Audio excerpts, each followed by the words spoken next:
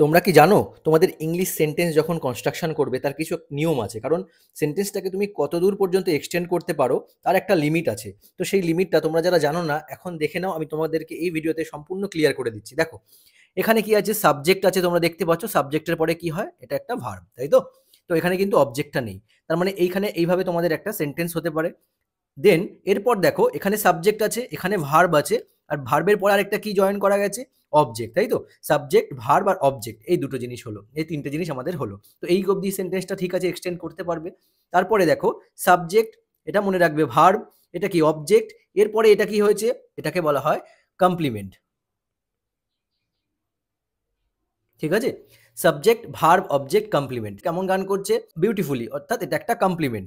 কিন্তু এরপরে দেখো এই অবধি আমি এক্সটেন্ড করতে পারলাম সেন্টেন্সটাকে, এরপরে সাবজেক্ট, ভার্ব, এটা কি অবজেক্ট, এটা কি কমপ্লিমেন্ট, আর এই যে দেখতে পাচ্ছ ইন দ্য মর্নিং, এটাও আমি এক্সট্রা পরে এই লাইনে অ্যাড হয়েছে, তাই তো?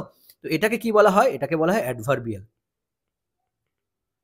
তো এই পর্যন্ত তুমি যদি মনে করো কোনো রাইটিং লিখবে, কোনো একটা সেন্টেন্স মেকিং করবে, এতটা তুমি একটা সেন্টেন্সকে এক্সটেন্ড করতে পারো। প্রথমে এরকম লিখতে পারো, এরকম লিখতে পারো, এতটা বাড়াতে পারো, ফাইনালি এতটা তুমি বাড়াতে পারো।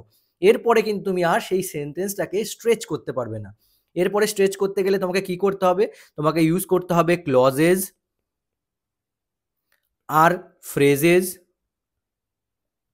যদি ভিডিওটা ভালো লাগে, ইনফরমেটিভ মনে হয়, অবশ্যই কিন্তু লাইক করে দিও এবং আমাদের চ্যানেলটাকে সাবস্ক্রাইব করতে ভুলো না।